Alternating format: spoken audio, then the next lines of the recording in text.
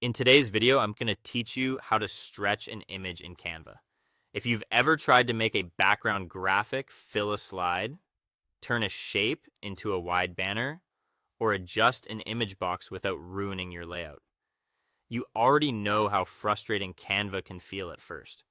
The good news is that stretching an image or graphic is actually very simple once you know which handles to use and how Canva treats different types of elements.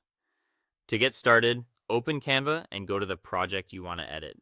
From your homepage, find the design you want to work on, whether that's a presentation slide, a banner, or another document, and open it so you're inside the main editing workspace. Once the canvas is visible, click into the area where you want to make your changes so you can clearly focus on that part of the design.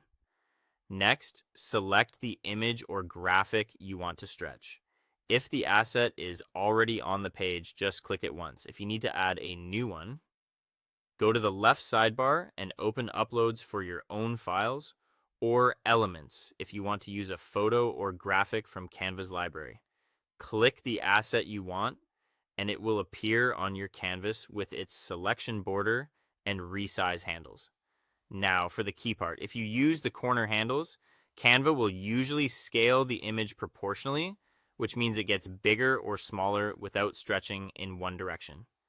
To stretch it, look for the side handles positioned in the middle of the edges of the selected item. Click and drag one of those side handles outward. Drag left or right to stretch horizontally, or drag up or down to stretch vertically. This lets you change only one axis at a time, which gives you much more control.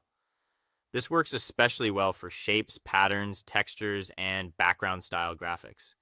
You can pull those wider across the page to create full width panels or long design sections. As you drag, Canva may show alignment guides to help you snap the element neatly into place, which is useful for keeping the layout clean and balanced. If stretching causes your photo subject to look off-center or cropped awkwardly, don't start over. Double-click the image to enter the crop or reposition view.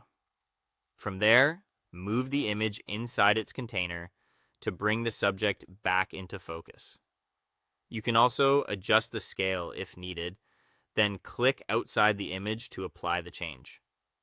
Before exporting, take a quick look over the full design and make sure your text, images, and spacing still feel aligned. When everything looks right, go to Share, choose Download, select PNG if you want a high-quality image file, and then download your finished design. That's it. Thanks for watching, and I'll see you in the next one.